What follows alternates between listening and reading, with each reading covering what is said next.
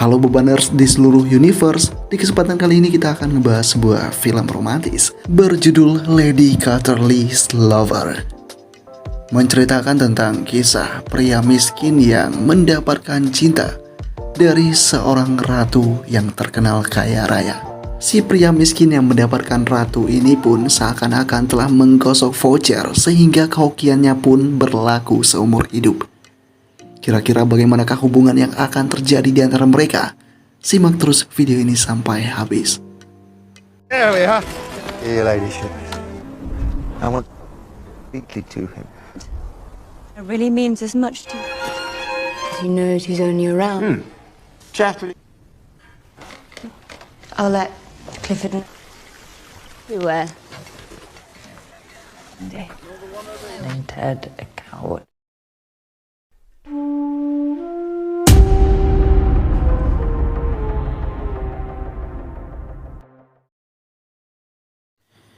Di awal film kita pun diperlihatkan dengan sebuah pernikahan besar yang terjadi antara keluarga Chatterley dan keluarga Rugby. Connie si pengantin wanita berasal dari Chatterley, sedangkan si Clifford berasal dari keluarga Rugby. Pernikahan mereka pun dirayakan dengan sangat antusias karena keluarga Rugby merupakan keluarga yang sangat diagungkan dan memiliki kehormatan. Singkatnya, malam pertama pun tiba dan mereka pun melakukan sebuah hubungan selayaknya hubungan suami istri pada umumnya.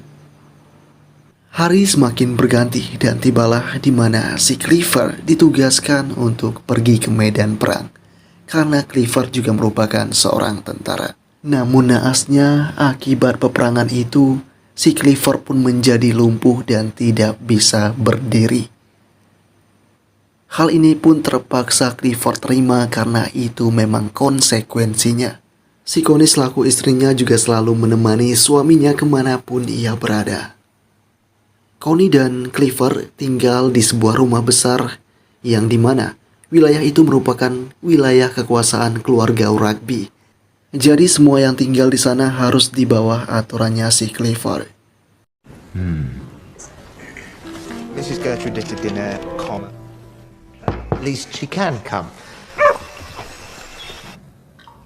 Nice to see you. Again? Have you?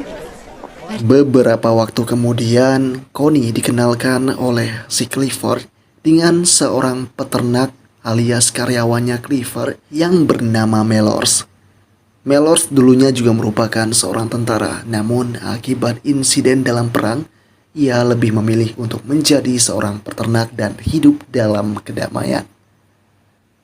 Setelah itu, Clifford dan Connie pun berada di sebuah taman yang sepi. Di sana, Clifford menginginkan sesuatu dari Connie, yakni sebuah keturunan. Karena Clifford harus melakukan itu supaya bisa mewariskan kekuasaan yang ia miliki. Clifford sendiri juga mengizinkan si Connie untuk mencari pria lain agar bisa memiliki keturunan. Karena Clifford sudah tidak dapat melakukan hal itu lagi. Bisa dibilang setelah Clifford lumpuh, mereka tidak pernah menanam ubi bersama lagi. Perkataan dari si Clifford itu jelas membuat Connie kaget karena dirinya sangat mencintai suaminya. Tapi meski begitu, ada sebuah pandangan lain yang sepertinya berada dalam benaknya si Connie. Okay. Talking about your book and Clifford.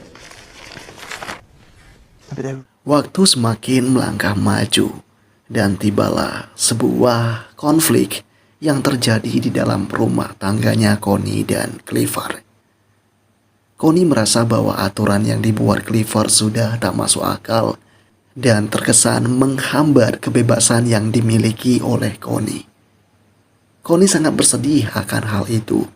Namun di saat itu, Connie pun kedatangan kakaknya yang langsung mencoba menenangkan Connie. Di pertemuan dengan kakaknya itu, Connie menceritakan tentang keinginan dari suaminya. Connie juga berharap mendapatkan kebebasan dalam hidup dan juga kebebasan dalam mencari jati diri. Ia sendiri sangat gemar dalam membaca buku dan menjadi seorang penulis. Dengan kesedihan adiknya itu, Hilda selaku kakaknya Connie kemudian mengajak Connie untuk pergi keluar menikmati waktu di luar ruangan. Di hari itu juga, Clifford kedatangan perawat baru yang dulunya sangat mengenali Clifford sewaktu kecil, yang tak lain dan tak bukan bernama Nyonya Bolton.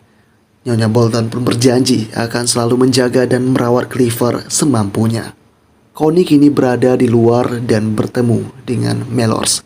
Connie tertarik dengan kehidupan Melors karena bersifat kedamaian dan ketenangan. Pada awalnya, pertemuan antara Connie dan Melors terasa sangat canggung sekali. Karena si Connie adalah ratunya Melors. Oliver Mellors was alive. It was awful. Neither of them again. He's only trying to survive.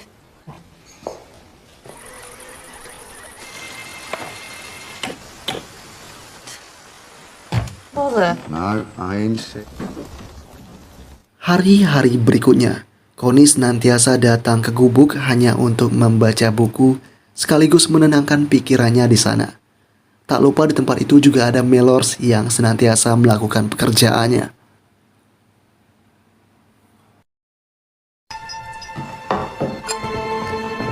Isn't it finished?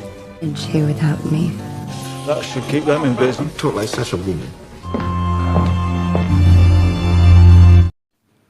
Lambat laun karena semakin seringnya bertemu, Connie pun tidak kuasa menahan guncangan-guncangan hebat yang ada dalam dirinya karena sudah lama tidak mendapatkan sentuhan dari Clifford.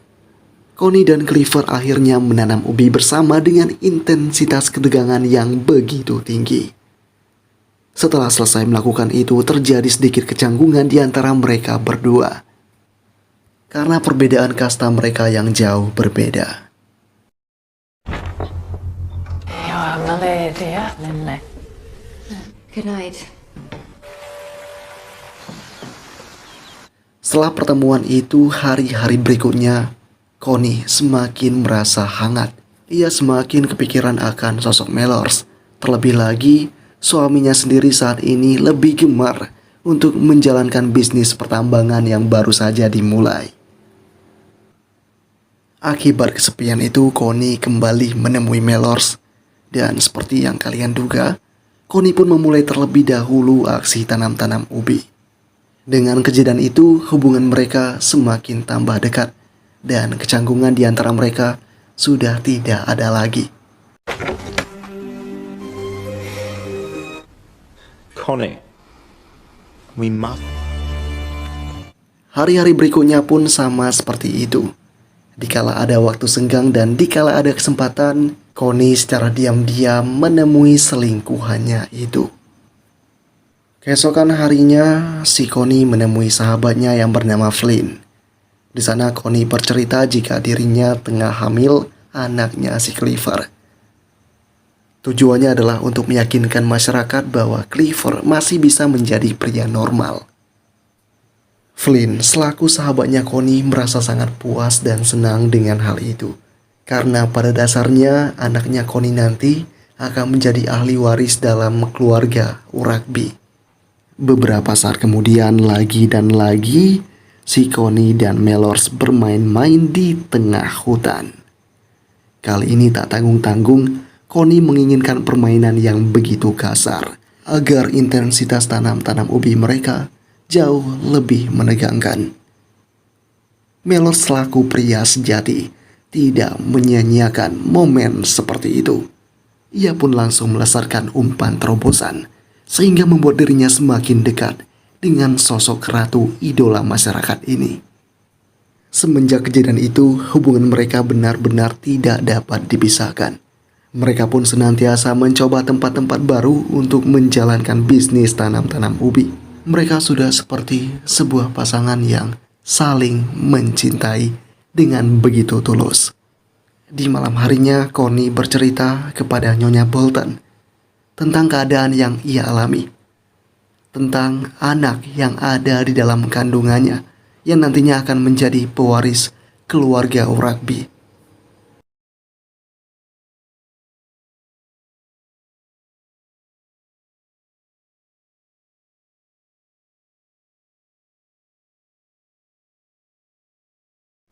Berita ini pun kemudian sampai ke telinga para masyarakat lainnya melalui mulut yang disampaikan oleh si Nyonya Bolton.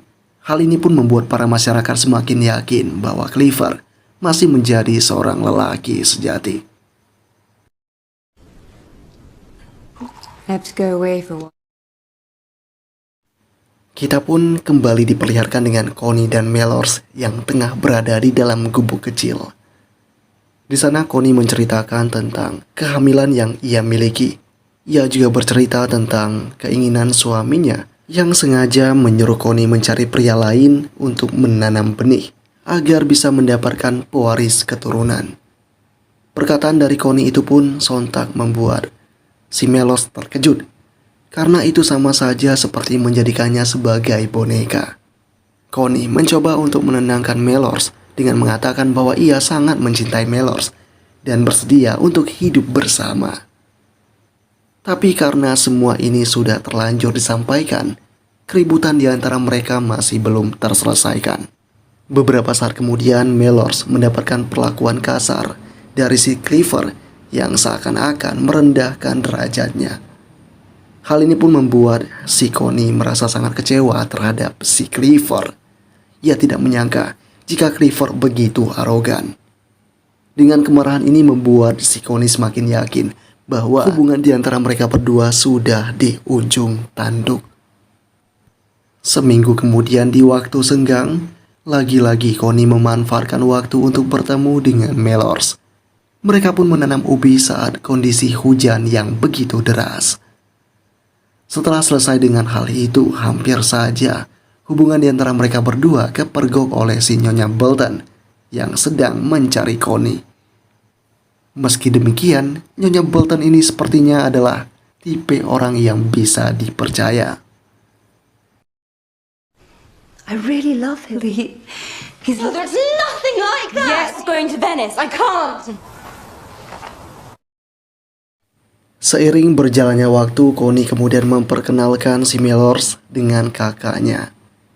Hal ini pun lantas membuat kakaknya si Connie pun merasa sedikit kecewa karena ekonominya jauh daripada yang dibayangkan. Namun meski demikian, kakaknya Connie tetap menyuruh Connie memilih jalan hidupnya sendiri.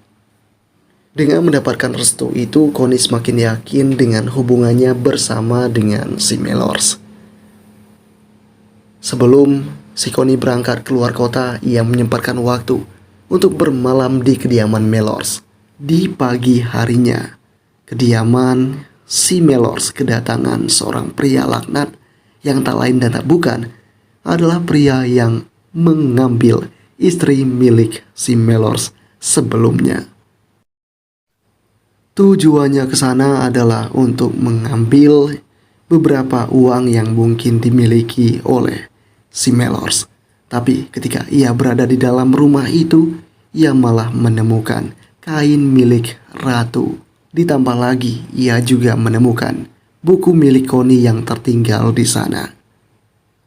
Hal ini pun lantas membuat pria laknat ini pun mengadukannya kepada seluruh masyarakat.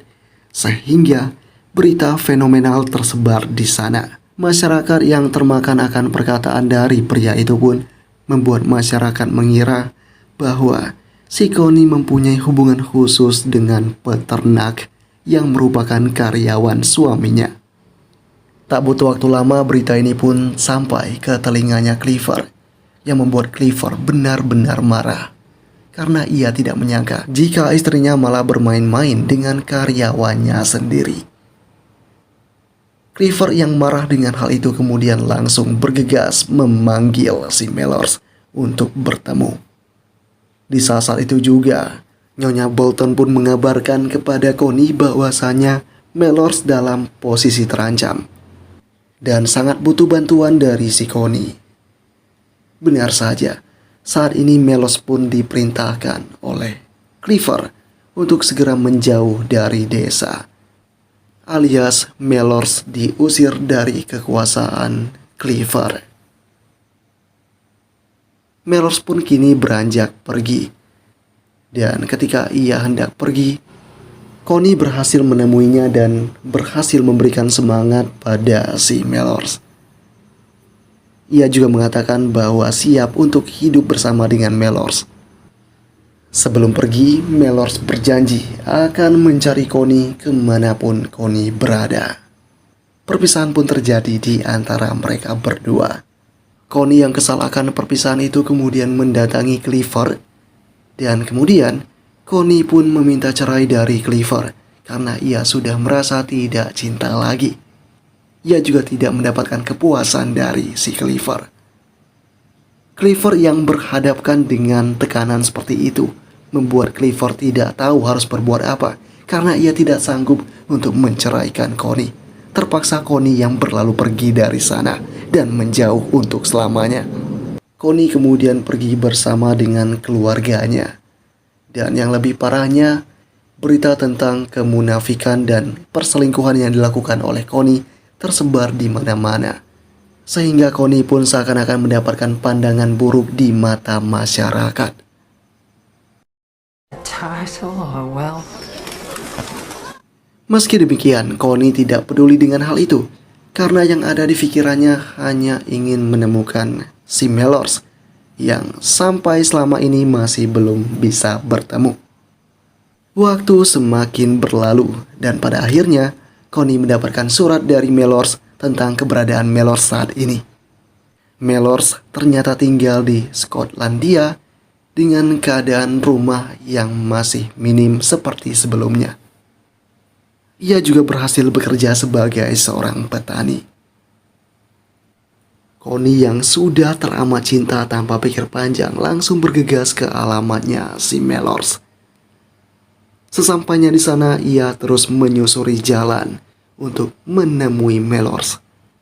Tapi, ketika ia telah tiba di hadapan rumahnya Melors, ia tak kunjung bisa melihat Melors.